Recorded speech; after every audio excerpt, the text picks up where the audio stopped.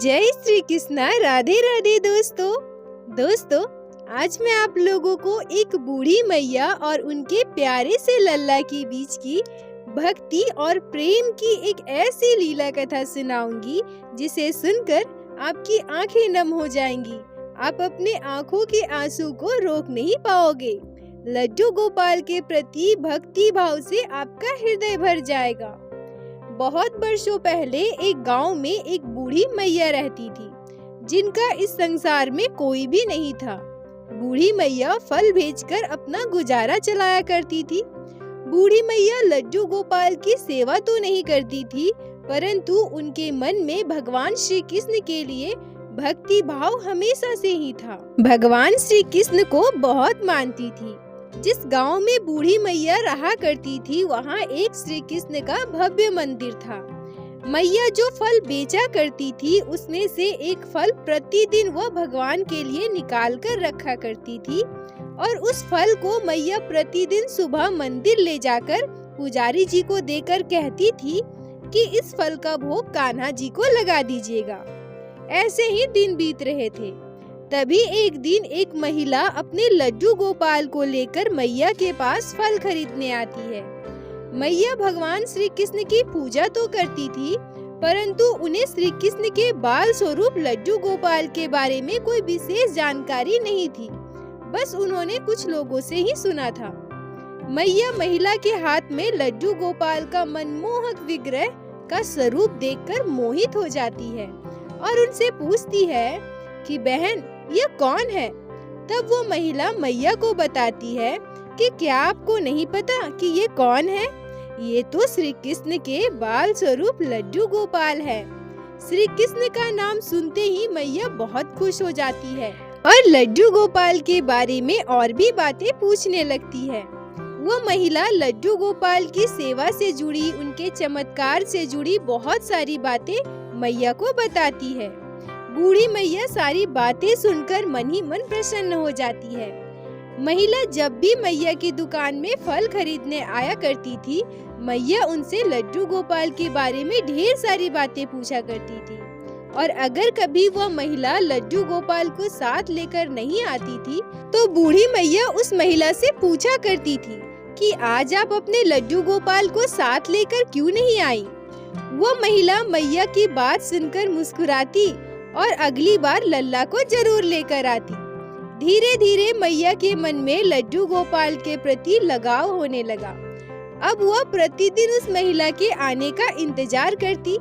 लड्डू गोपाल के प्रति मैया के मन में श्रद्धा भाव और प्रेम देखकर एक दिन वो महिला मैया से कहती है कि मैया, आपके मन में तो लड्डू गोपाल के प्रति बहुत ही श्रद्धा भाव है।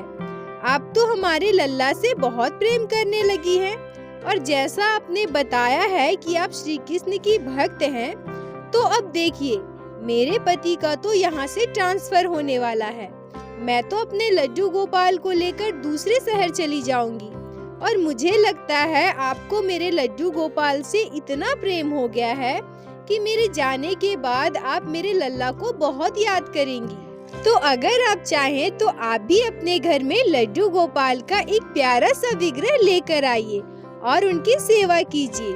आप देखना, लड्डू गोपाल हमेशा आपके साथ रहेंगे और उनके घर में आ जाने के बाद आप हमेशा खुश रहने लगेंगी। यह बोलकर वो महिला वहाँ से चली जाती है। अब बूढ़ी मैया बहुत उदास हो जाती है। वो सोचने लगती है कि अब तो वो महिला हमारे दुकान पर नहीं आएंगी, तो हम उनके गोपाल के दर्शन कैसे करेंगे? और मेरा मन तो उनके गोपाल के लिए इतना व्याकुल हो जाता है कि अगर एक दिन मैं लड्डू गोपाल को ना देखूं तो मैं नहीं रह सकती।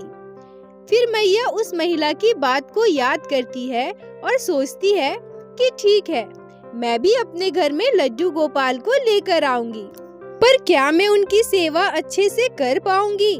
मैया के मन में बहुत सारी बातें चल रही थी, जो दूसरे दिन उन्होंने जाकर मंदिर के पुजारी जी से बताई। पुजारी जी मुस्कुराते हुए कहते हैं कि तुम्हारे मन में भगवान श्री कृष्ण के लिए बहुत ही श्रद्धा भक्ति है और अब तो उनके बाल स्वरूप लड्डू गोपाल के लिए भी तुम्हारे मन में बहुत प्रेम जाग चुका है। वैसे भी तुम अकेली रहती हो। लड्डू गोपाल से कोई रिश्ता बना लो और उन्हें अपने घर लेकर आओ। देखना, तुम हमेशा खुश रहोगी और लड्डू गोपाल हमेशा तुम्हारे साथ रहेंगे। पुजारी जी के मुंह से यह बातें सुनकर मैया अपने घर एक लड्डू गोपाल को लेकर आती है और उनकी सेवा बड़े ही प्यार से करने लगती है। ऐसे ही दिन बीत रहे थे। लगभग 10 वर्ष बीत गए। अब मैया बहुत ज्यादा वृद्ध हो चुकी थी। अब उनकी हालत ऐसी हो गई थी कि वो फल बेचने भी नहीं जा पा रही थी। बूढ़ी मैया की जो भी जमा पूंजी थी वो धीरे धीरे खत्म हो रही थी। बूढ़ी मैया अब बीमार रहने लगी, परंतु ऐसी हालत में भी उन्होंने लड्डू गोपाल की सेवा करना नहीं छोड़ा। मैया गोपाल को अपना पुत्र मानती थी और हमेशा अपने कान्हा से कहती थी कि लल्ला, मेरे अंतिम समय का तुम ही सहारा बनकर आए हो। अब तुम ही मेरे लिए सब कुछ हो। मैंने जीवन के इस पड़ाव में तुमसे रिश्ता जोड़ लिया है। अब मेरी नैया तुम्हें ही पार लगानी है। मैया लड्डू गोपाल को अपना पुत्र मानती थी और पुत्र मानकर ही उनकी सेवा करती थी। पहले जब मैया फल बेचने जाया करती थी तो सबसे पहले सुबह एक फल लड्डू गोपाल के भोग के लिए निकालती थी और रात को जब घर वापस आती थी तो लड्डू गोपाल के लिए कोई न कोई मिठाई जरूर लेकर आती थी। तीज त्योहार पर लड्डू गोपाल के लिए खीर जरूर बनाती थी। अब न मैया लड्डू गोपाल के लिए फल ला पा रही हैं, ना ही मिठाई, ना ही कोई अच्छा भोजन पका पाती हैं। ऐसे ही मैया के दिन बीत रहे थे। उनके पास जो भी दाल चावल था उसी से वो भोजन बनाती, खुद भी खाती और अपने लल्ला को भी भोग लगाती। होली का दिन था। सभी के घर में अच्छे अच्छे पकवान बने थे। अब मैया मन ही मन उदास होने लगी कि आज मैं अपने कान्हा को क्या भोग लगाऊं। मैं तो हमेशा अपने कान्हा के लिए खीर बनाया करती थी, पर आज मैं अपने लल्ला को क्या भोग लगाऊं। बूढ़ी मैया सोचती है कि घर में थोड़े चावल और गुड़ पड़े हैं। मैं बाहर जाकर किसी ग्वाले के घर से थोड़ा दूध मांग कर लेकर आती हूँ और उसी से अपने लल्ला को खीर बना दूंगी। बूढ़ी मैया अपने लल्ला के पास जाती है और उनसे कहती है, कान्हा, मैं तुम्हें अच्छे अच्छे पकवान का भोग कितने दिनों से नहीं लगाई हूँ ना, पर तू चिंता मत कर, मैं आज अपने लल्ला के लिए खीर बनाऊंगी। तू यहीं रुक, मैं अभी जाकर दूध लेकर आती हूँ। मैया बीमार थी, ठीक से चल भी नहीं पाती थी, फिर भी वो दूध लेने के लिए ग्वाले के घर जाती है। ग्वाले के घर पहुंचकर वो उनसे कहती है कि भाई, मुझे थोड़ा दूध मिलेगा, आज होली है ना, मुझे अपने लल्ला के लिए खीर बनाना है। ग्वाला साफ मना कर देता है और कहता है, देख मैया, मेरे पास तो अब दूध नहीं है, आज त्योहार का दिन है, सभी ग्राहकों को दूध चाहिए और मेरे पास जितने दूध है मुझे वो अपने ग्राहकों को देने पड़ेंगे। आज मैं तुझे दूध नहीं दे सकता। यह कहकर दूध वाले भैया मैया को वहाँ से भगा देते हैं। मैया उदास हो जाती है और ऐसे ही 3-4 ग्वाले के घर और जाती है, पर कोई भी उन्हें दूध नहीं देता।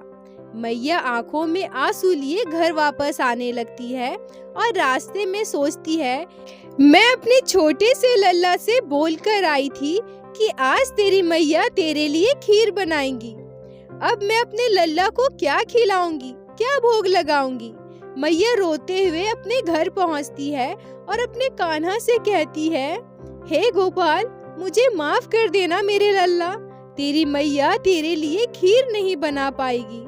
तेरी मैया बहुत अभागन है रे गोपाल, जो त्योहार वाले दिन भी अपने बच्चे को कुछ अच्छा नहीं खिला सकती। यह बोलते हुए मैया बैठकर रोने लगती है। लड्डू गोपाल के चरणों में रोते रोते मैया की आंख लग जाती है। पर तभी मैया के सपने में आते हैं साक्षात लड्डू गोपाल। मैया अपने सपने में लड्डू गोपाल के दर्शन पाती है। मैया देखती है कि लड्डू गोपाल उनके पास बैठे हैं और मैया की आंखों के आंसू को पोंछते हुए कह रहे हैं, मैया, हम बहुत गरीब हैं ना मैया, तुम मुझे खीर भी नहीं खिला सकती। किसी ने भी हमें थोड़ा सा दूध नहीं दिया जिससे तुम मेरे लिए खीर बना सको। पर कोई बात नहीं मैया, तू रो मत, तेरे लल्ला को खीर नहीं खानी। यह कहते हुए लड्डू गोपाल बूढ़ी मैया की आंखों के आंसू पोंछते हैं और अचानक से वहां से अदृश्य हो जाते हैं। मैया की आंखें खुल जाती है और वो अपने सामने लड्डू गोपाल के विग्रह को देख पाते हैं। वो जोर जोर से रोने लगती है और कहती है, मेरी किस्मत बहुत खराब है जो मैं तुझे खीर का भोग भी नहीं लगा पाई, पर आज तूने साक्षात मुझे मेरे सपने में दर्शन दिया है गोपाल। आज मैं तुझे खीर का भोग जरूर लगाऊंगी। मेरे पास जो भी है मैं उसी से तेरे लिए खीर बनाऊंगी मेरे गोपाल। यह कहकर बूढ़ी मैया सिर्फ चावल और गुड़ से लड्डू गोपाल के लिए खीर बनाती है और बड़े ही प्यार से अपने लल्ला को भोग लगाती है।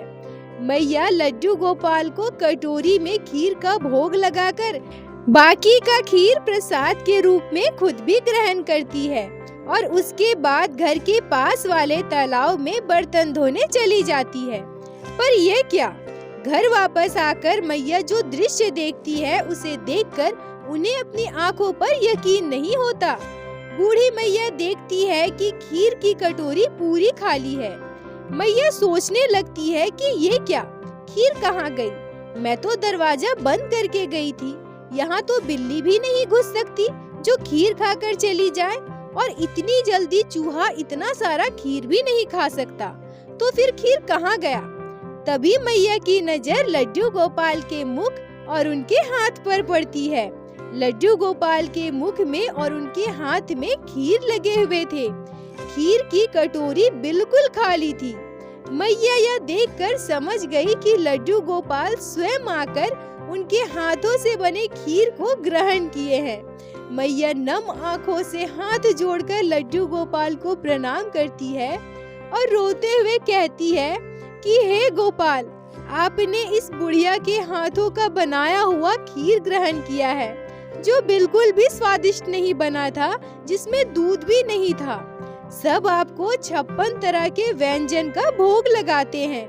मैं अभागन आपके लिए अच्छा खीर भी नहीं बना पाई, फिर भी आज आपने मेरे हाथों का बना हुआ खीर ग्रहण किया।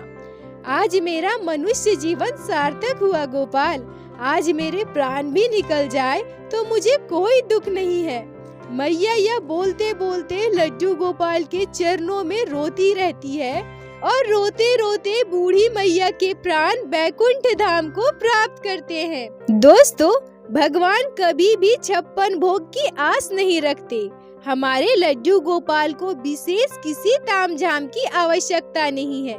अगर आप सच्चे मन से लड्डू गोपाल को एक तुलसी का पत्ता भी अर्पण करते हैं तो हमारे गोपाल उसी में संतुष्ट रहते हैं। हमारे बाल गोपाल बस आपके मन के सच्चे भाव के भूखे होते हैं। लड्डू गोपाल मात्र आपके भक्ति भाव से ही प्रसन्न हो जाते हैं। और वैसे भी हम तुच्छ प्राणी लड्डू गोपाल को इससे ज्यादा और कुछ दे भी नहीं सकते। इसीलिए हमेशा अपने लड्डू गोपाल से प्रेम कीजिए, उनकी भक्ति श्रद्धा कीजिए। देखना, आप लोग हर मुसीबत में अपने साथ लड्डू गोपाल को खड़ा पाओगे। लड्डू गोपाल हर परिस्थिति में आपके साथ होंगे। बोलो बाके बिहारी लाल की जय, लड्डू गोपाल की जय, जय जय श्री राधे। दोस्तों, अगर आप लोगों को आज की यह लीला कथा अच्छी लगी हो, आपके हृदय को स्पर्श की हो, तो कृपया वीडियो को लाइक करके अपने दोस्तों के साथ शेयर अवश्य करें, जिससे बाकी भक्त भी लड्डू गोपाल की इस अद्भुत लीला कथा को श्रवण कर सके। और हमारे चैनल को सब्सक्राइब करें, जिससे प्रतिदिन आप लोग हमारे चैनल पे श्री बाके बिहारी श्री लड्डू गोपाल की लीला कथा सुन सके। दोस्तों, यदि आपके जीवन में घटी हो कोई भी चमत्कारी घटना या लड्डू गोपाल ने कभी भी की हो कोई भी लीला जिसे आप हम सभी के साथ शेयर करना चाहते हैं, तो कृपया हमें इंस्टाग्राम पे मैसेज करें। हम आपसे कांटेक्ट करेंगे और आपकी लीला कथा को हमारे चैनल में बाकी सारे भक्तों के साथ शेयर अवश्य करेंगे। लड्डू गोपाल की कृपा आप पर और आपके पूरे परिवार पर बनी रहे। राधे राधे दोस्तों।